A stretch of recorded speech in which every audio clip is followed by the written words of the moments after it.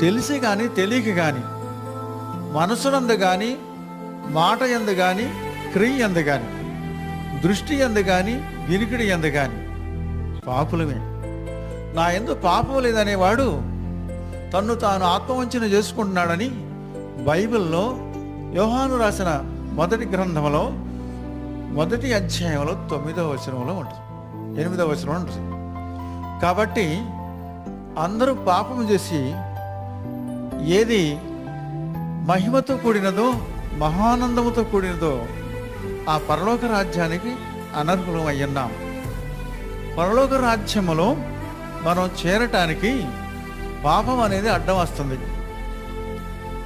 మనం అందరం కూడా ఈ లోకం దాటిపోయి దేవుడి దగ్గరికి వెళ్ళాలని మనందరి యొక్క ఆశలు.